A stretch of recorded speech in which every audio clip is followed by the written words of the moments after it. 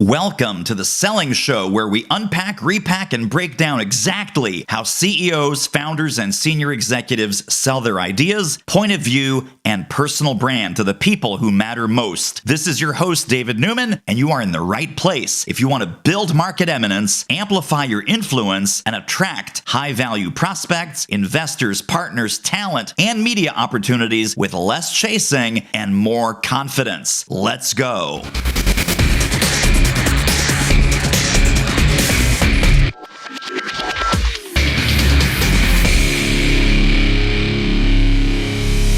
Networking. Man, a lot of people talk about networking and building your network and your Rolodex and key relationships. And I got to tell you, my next guest, Mr. David Ackert, I like him a lot and I hate his book.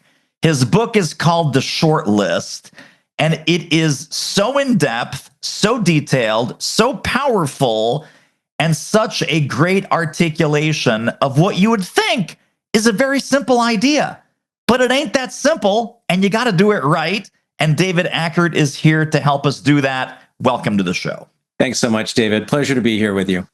So I'm serious, dude. This is one of these books where you just kind of bang your head against the wall. If you listen to any of my interviews where I'm a guest, I will tell people, I came to my philosophy because, number one, I really hate networking. Yeah. And people say networking is the key. You got to shake hands, kiss babies, go out there, network your face off. And if I had had your book 20 years ago when I started this clown show, I shudder to think how much more successful I would be, because you lay this out in very systematic detail.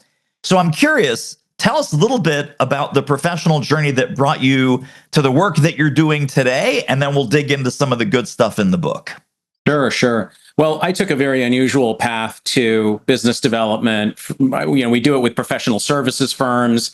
My background was none of that initially. So my first career, like you, started off in the theater. Yeah. I was an actor, first on stage and then in a lot of TV shows. I was an actor in shows like The West Wing and Jag and Monk and CSI Miami. And I was playing villain of the week on all of these shows. So I've seen myself die on screen a lot. And so, I enjoyed the craft of acting, but like so many of the people that we work with in professional services, the technical part of that was much more interesting than the getting the next job part of that. Yeah. And so I learned a thing or two about how that's done through cultivating relationships, through being visible, through demonstrating what I can do before I have to do it. A lot of the things that we end up talking about when we are exploring concepts around marketing and business development. So eventually, like you, I found it to be a bit of a feast or famine lifestyle and decided to take those skills elsewhere. So you and I are mirrors of each other in this regard. That's and right. And I did find that a lot of the things that I had learned in the entertainment industry were very relevant in what I do today. So communication skills, absolutely. Presentation skills, yes. I learned a lot about technology through some of the day jobs that I'd had when I was acting. And so that's a whole part of our business now as well, helping people through tech-enabled solutions. And most importantly, the audition. Because in professional services, and frankly, this is true in any kind of selling, you are auditioning either your product or yourself for the buyer so that they go, you got the part. And there are some that are going to do well in that exercise and some that are not. Yes. Oh my gosh. Amen times 10. Well, let's break down the short list. Let's break down, because a lot of people, and you point this out in the early chapters of the book, they either do it wrong, or they do it with the wrong people, or they do it with the wrong people at the wrong level. And then there's also a brilliant breakdown in here of quantity versus quality. When a typical client comes to you now, David, and they say, "Oh no, we've tried to teach our people about networking, and we had them buy this other book, and we brought in this other guru years ago, and they just hated it, and they didn't do it, and nothing changed." Your brand of networking, driven by all the structures and frameworks in the shortlist book. Very different and very much more granular and prescriptive than I've seen it before. How do you get, if a client comes to you with this distaste or this bad experience in the past, how do you show them the light, so to speak, that this is an entirely different, much more scientific, systematic, and predictable process? You know, you started the show by saying networking. I hate networking. Yeah. And I think that I've met some people who genuinely love networking. They're few and far between. Yeah. Right. They're extroverts. They just love being around people. They'll talk to anyone about anything. And that's great. That's an admirable superpower to have. But it does lack some discernment. And at the end of the day, that's what the shortlist is about. You said it earlier. It's quality over quantity. Now, you know, I tried networking. I met a whole bunch of randos. Very few of those interactions actually ended up going anywhere. And I got burnt out on it. And so I stepped back and started reflecting on, okay, there are a few people I've met who I really enjoy my time with them, and I want to spend more time with them. And then there are some people who I've met where there's clearly some commerce potential, right? There's synergy between what we're doing, and we could really help each other from a business perspective. Then there are some people I've met who I really respect. Like, they bring a level of character to the table that I, you know, aspire toward, or it just really resonates with my own values. And then I have other people I've met who are really collaborative in their mindset. They're givers. They're not just, you know, I'm going to meet you and then I hope you give me something, right? They really want to create that symbiotic relationship. And when you look at those 4 C's, and I break this down in the book, your shortlist is at the Venn diagram in the middle of those 4 C's. Can you find those few people where there's chemistry, there's commerce potential, there's a great sense of, you know, capability on their end, and ultimately collaboration, such that you are going to when the time you spend with those people is ultimately the highest and best use of your limited time. That's the key behind the shortlist. And frankly, I think it's a much more purposeful and intentional way of investing in relationship development than networking, at least as it's broadly defined, helps people to. Talk a little bit about when we lay out this blueprint, so to speak, and people say, well, David, this all makes perfect sense, and I have been doing networking the wrong way, but man, targeting these people seems a little disingenuous, seems a little bit like, you know, I do genuinely want to give to them and help them and have collaborative, enjoyable relationships. But some of these people, about 20%, I believe is your recommendation in the book, you hand select people that you want to intentionally recruit as your new best friends. Yeah, that's right. Talk about the head trash that sometimes comes up with that and how to overcome it. Sure. I think 90% of the head trash is a defense mechanism against not knowing how to do it in a way that, as you say, is genuine and authentic. Yeah. So in the short list, I talk about the average size of an effective shortlist. And this is based on data that we've mined from an app that we've had in the marketplace for over a decade, where people have used the app, it's called Pipeline Plus Tracker, to manage their shortlist. So we have millions of data points at this point from all the years of user data that we've aggregated. And what we found is that the people who show growth in their business when they are nurturing relationships have typically between 9 and 35 people on their short list. And among those 9 to 35, about 20% of their short list is made up of cold prospects. That is to say, it's not even someone who you've already had a few conversations with, but they haven't bought anything from you yet. It's someone you would like to sell to, and you put them on your short list because they're a target, right? Like, boy, we'd sure love to do some business with fill in the blank company, ABC company, but I don't know anybody there, so I'm going to add them to my short list. Now, you would think, and you've pointed this out, that would be counterintuitive, because isn't the short list all about people with whom you have good chemistry and there's commerce potential and collaboration and authenticity and all those things that we talked about? And the answer is yes. But at the same time, you won't grow if you keep going back to the same well over and over and over again. So at the end of the day, 80% of your time is spent on those relationships who you vetted, whose company you enjoy, and where there's already established synergies and collaboration. 20% of your list is a stretch goal, where you say, okay, I'm going to put the CEO of ABC Inc. on my short list, and I'm going to ask for an introduction to that person through somebody who's currently on my short list, or I'm going to attend an event where the CEO is giving a talk so that I can meet him or her and we can get acquainted.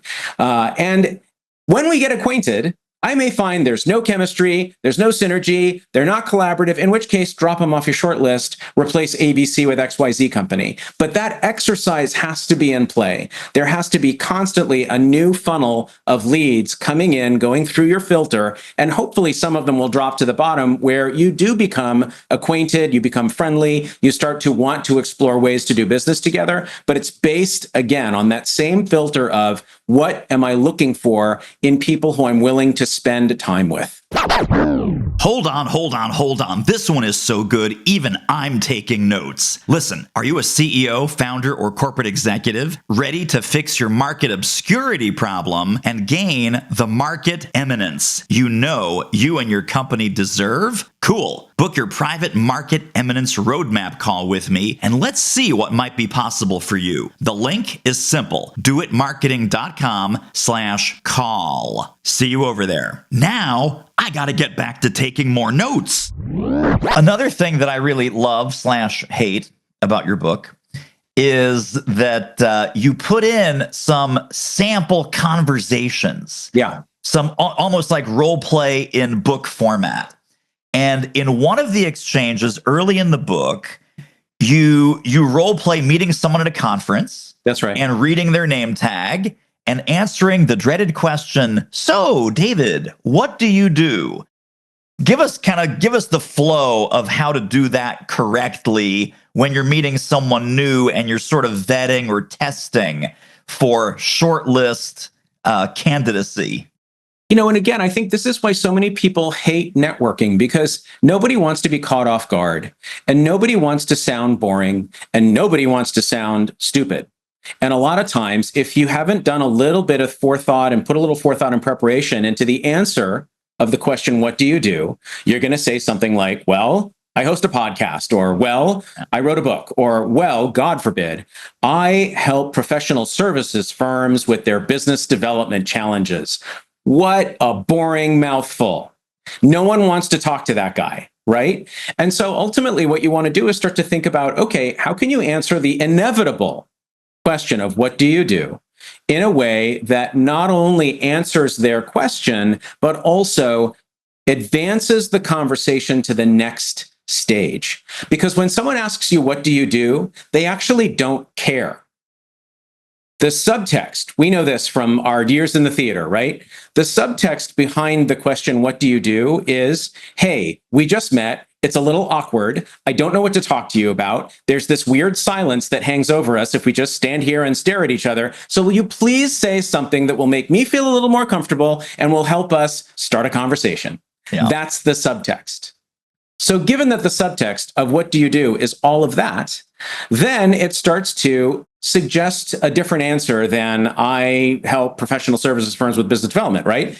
Then it might be something like, oh, well, do you know how a lot of times when you meet someone in professional services, like a lawyer or a consultant or an accountant, you know, they've learned the trade, but they haven't necessarily learned how to grow their practice. Well, I help them do that.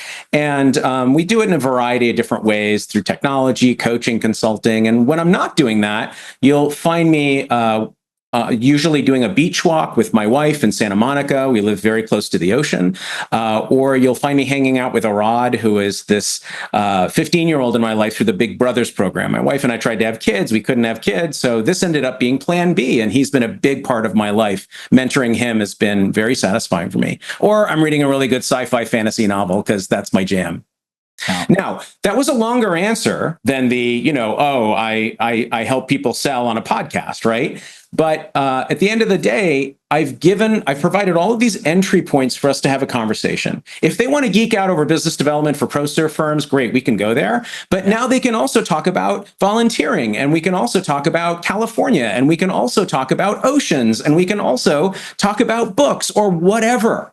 What I've done is I've given us the opportunity to build that first C. Chemistry. Let's find the chemistry point, because none of the rest of it matters if we decide that we have nothing in common and we don't like each other. Yes. Oh my gosh. So good. And again, this is the tip of the iceberg. This is literally the tip of the iceberg, where people are reading the book going, oh man, I've been missing all these opportunities. I've been doing this all wrong. And this is so much better, so much more fun. I mean, let's talk about that, right? The reason people who don't like networking is no one's made it fun and engaging and human and interesting. And, they kind of think like, oh God, here we go again. I'm going to go to this thing where 20 people are going to ask me, so what do you do? I'm going to say my usual boring brick wall statement that shuts all the conversation down.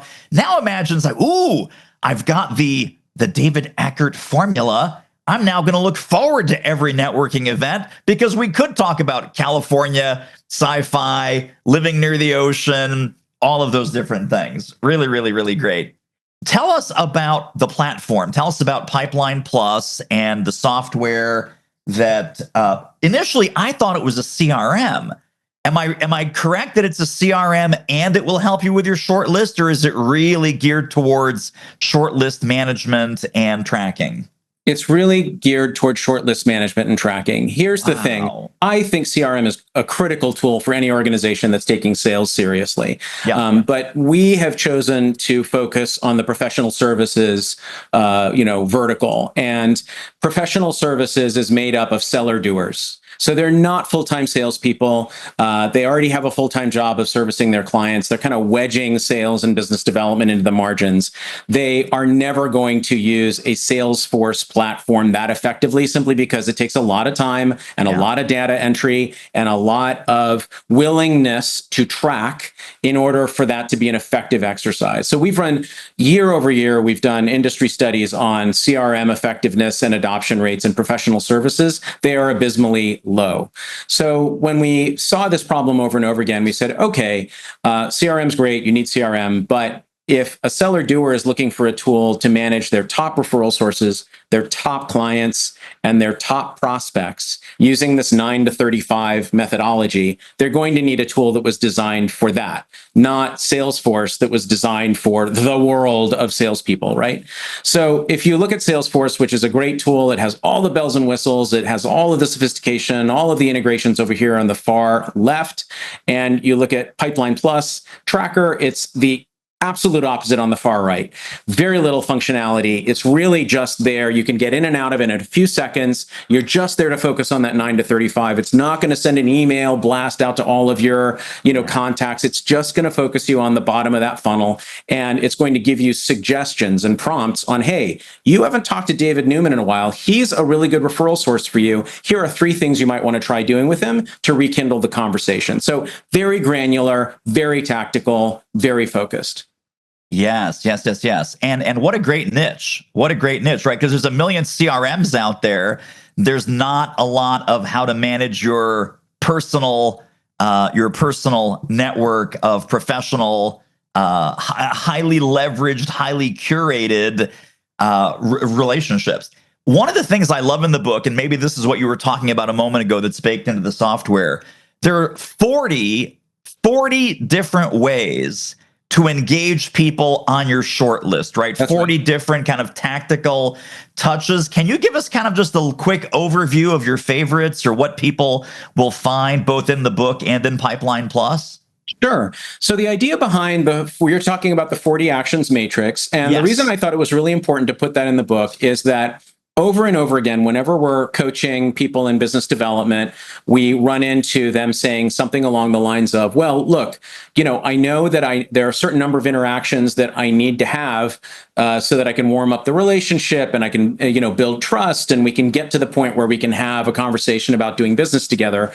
But I run out of stuff to talk about, right? We'll have that initial conversation. Hey, let's follow up. Great. I send them an email follow up saying, oh, it was great to meet you at that event, and how fun that we both love Santa Monica, or whatever we decided was our chemistry there. And then I'm like, okay, well, it's been a month. They haven't contacted me. What do I reach out with, right? There's always that question. And at the end of the day, where people default to is they just make a lot of announcements. Hey, we were just featured in this, top 40 list, or hey, we were in the news, or it becomes all about us, right? Or hey, here's some thought leadership that I think is really interesting. But again, that's what I think is interesting. Yeah. So what I did was I flipped that on its head and said, okay, at the end of the day, what the other person wants is a communication that's relevant to them, something that adds value to them.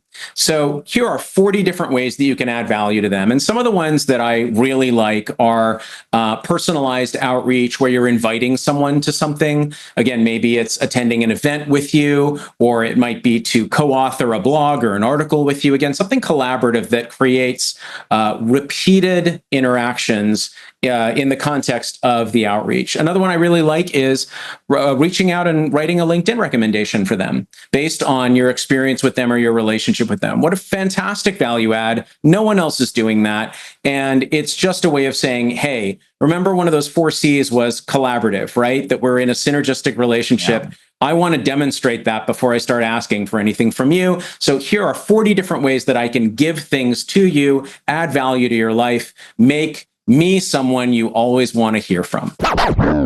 Holy smokes, so much value in this episode. Listen, if you are loving what you're hearing, feel free to download, subscribe, tell a friend, leave a review on Apple Podcasts or wherever you're listening to The Selling Show. Now, back to the interview. Talk a little bit, because I think people listening to this, the light bulbs are going off a mile a minute. What is the cadence, or what is the frequency? Every day, every week, every month, every quarter? How much is too much? And then is everyone on the same cadence, or are different sections of your short list kind of, the hots, the warms, and the lukewarms? Yeah. So the short list is by definition the bottom of your funnel. That should be the whale hunting, however you define it. And it comes in 3 categories. So there's the prospects, yes, but there's also clients, because in professional services, you're expanding those client relationships all the time. Yeah. And then there's also your referral sources. And those are, of course, very important relationships, because each of those individuals can themselves be a pipeline, right? Yes. So you've got those 3 categories, and you're going to find that on average, you don't want any more than 4 to 6 weeks to pass without having reached out in some way with some sort of value. Now, that's a general rule. You'll find that some people like to hear from you more frequently, some people like to hear from you less frequently. And at the end of the day, if you've got the short list handy and you're referencing that 40 actions matrix, it's going to give you a lot of ideas. So sometimes you really will just be like, I don't know, I just reached out to them last month. I can't think of anything authentic to reach out with.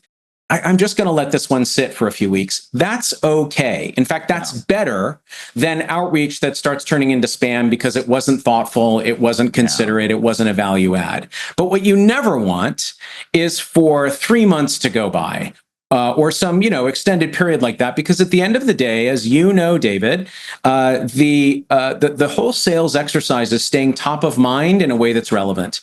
And we got too much coming at us all the time to stay top of mind with anyone if we let 3 months go by, or even 2 months, I think. Yes. No, that's really, really important. Tell me a little bit about your adventures in publishing, because obviously you've been doing this work. You've been having Pipeline Plus as a platform. The book is just out and doing really, really well. What was the impetus to capture this in book form? And what's the next level that we're hoping that the book will help you reach? Sure. Well, I had the idea for the shortlist 10 years ago. I wrote about half of it, and then it just sat on a hard drive for another 6 years because I'm running a business, and I got too busy. Right. But I connected with the folks at Greenleaf Publishing, and they were great. They said, look, we want to help you cross the finish line. We're going to assign a writing coach to you. And that was the key. Someone to hold me accountable, someone to brainstorm with me on some of the areas where I was stuck. I sort of am one of those people who processes through talking out loud, right? Thinking aloud. So I really appreciated that support, and that got us across the finish line. As you pointed out, the shortlist has done tremendously well. A lot of that is through our social media campaign and leveraging a lot of the influencers in our industry to get behind the book, sending them an advance copy, having them take a selfie with the book. It really helped to push the numbers up, and we achieved Amazon bestseller status within 48 hours of launching the book, and the sales have actually exceeded expectations by 2x at this point. So we're really thrilled with all of that. I always knew a book would be helpful in terms of elevating a platform. I never imagined how helpful. Now, sure, now there's this calling card, and we're sending the book ahead to prospects to kind of introduce them to our work, and we're using this to create another value add in our own short list, right? So there's all of those benefits. But I'll tell you the biggest benefit that has come for me personally out of writing the book, David, is that I just walk into the room differently. I walk into the room as a best-selling published author, and not that I necessarily ever had, a lot of imposter syndrome in my life. I mean, it popped up probably as much as it does for anybody, but there has been a certain level of credibility and authority that I have given myself for having accomplished that exercise. And I noticed that people just look at me a little bit differently, for having not only written a book, but written a successful book on something that they care about. Yes. Beautifully put. Really, really great. I'm curious, one of the later parts of the book, you have this amazing network. You have this army of advocates, allies, referral sources, and now it's time to shake the coconut tree. Yeah. You have to take someone who you've intentionally befriended, built a genuine relationship. You like them, they like you, you're collaborating, you're sharing, you're being incredibly helpful to each other. And now you realize, well, this might be a prospect. Right. How do I take a brand new friend, or even a friend of 6 months, a year, whatever, and then go, I think I might be more formally helpful to you. And but now I feel weird crossing that bridge because we have a genuine friendship, and here I'm about to pitch you something, or think about pitching you something, or invite you to invest in something, or call it what you will. Yeah. Talk about that part where it's like, ooh, this is going to be awkward, and how to not make it awkward. Yeah, that's great. Even in the way that you frame that, David, you have demonstrated what so many of us do, which is we compartmentalize our relationships, right? So when you're building a relationship with someone, there is, I would say, an inherent disingenuousness there if they're on your short list, because the whole time you intended to sell them, right? But you used friendship as a mechanism to get to know each other and to get comfortable around each other. And you did such a great job with it that now you're friends. And so it's very difficult to cross from friend into a more professional buyer-seller relationship if you started off down that path initially in a more informal way, right? Yeah. And so I'm not suggesting that that's a bad thing. Obviously, it's a lot easier to make friends than it is to create sustained relationships with people who are buyers and they haven't bought from you yet. But I think that the compartmentalization, a lot of that is in our heads. Because at the end of the day, then we start having friend conversations with our friends. So when we see each other, David, let's say you and I have formed a friendship, and secretly I want to do business with you, but I've never brought that up. So whenever I see you, I'm going to say, well, how's the family, David? And I'm going to say, how's the weather been where you are? And I'm going to say, how was that last vacation? And I'm going to talk about things that you talk to your friends about, right? Hey, did you see our mutual friend, Lucy? Have you heard what's going on with her, right? That's all fine. It's chit chat. It's a way to stay connected. But I may not ask you a question like, what's been going on in your business lately? Which is a fine question to ask a friend. That is a part of their life, right? Yeah. And one in sales might say, well, wait a minute, now you're venturing into discovery. Yeah, you can have both. You can be a friend who genuinely loves and cares about this person in their lives, and you're curious about everything that they're going through, not just their vacations and their family life. And so if you can just unravel that for yourself, and again, show that same level of compassion and curiosity in the other domains of their lives as you have in their personal domains, then there starts to naturally bubble up a conversation about, well, man, don't ask me about work. It has been so stressful lately. Really, what's been stressful about it, right? I'm just being curious. Well, It's stressful because I'm understaffed. I had this great team and I lost 2 people and it's been really hard to replace them. And then I'd be, well, David, I'm in recruiting, right? Like, let me help you. Yeah. And so obviously that would flow naturally, right? But only if you're willing to go there and explore the work-life part of their world. Yes. Well, and this also brings up, just like we talked about the question, what do you do? How's business? Certainly with people on your short list, things you do not want to say is, oh my God, hair's on fire, busy as ever, same old, right? So you want to share a little bit of success stories, case studies. Hey, David, I'm so glad you asked. I'm just working with one of my favorite clients and we just did X and Y and Z. It's like, oh, so now David knows that I do X and Y and Z. And I'm in this industry. I'm in this niche. I'm working on these kinds of projects. So you're not selling, you're not pitching, you're not even hiding the fact that you're pitching. You're giving a substantial answer instead of deflecting what's new in business or how's business. Hair on fire is not a business development answer. Same old is not a business development answer. Yeah, you're sharing a couple more things from that section, if you would. Sure. Well, I mean, I think what you're pointing at is a really important takeaway for people, because we have these rote answers to the question, how have you been? Right? Again, whether it's a friend or a client or anyone, they're going to ask, how have you been? Yeah. We'll say things like, I've been really busy, or we'll say things like, same old, like you said, right? And I think that we squander the opportunity to talk about another area of our life that, again, leads into discovery if that's where it's going to flow. But we've opened the door to it. And as I said just now, you're sharing all of yourself more fully and more freely, as opposed to saying, I'm going to compartmentalize this relationship and we're only going to talk about this and we're not going to talk about that because I'm afraid of coming across X.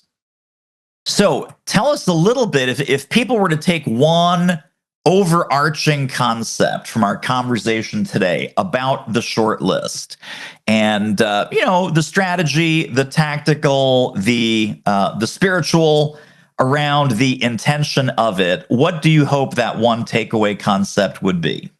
I would just challenge people, because again, you said this at the beginning of the show, David, you nailed it. You said, this is something that sounds easy or sounds simple, but it's not.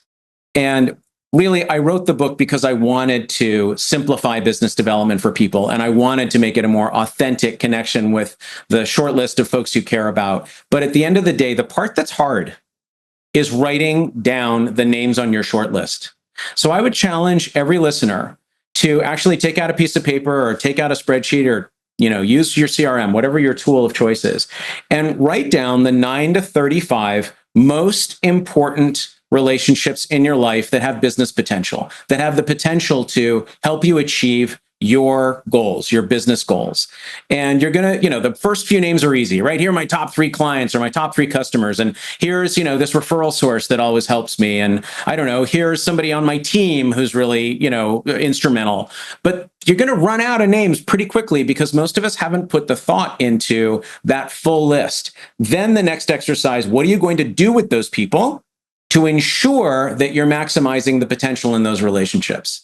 And just that exercise of jotting down the names and putting a little bit of thought into that can be transformative in the way that you start to think about, I've got 5 minutes to spare. Should I go into my inbox and answer the email of whichever rando happened to send me a note?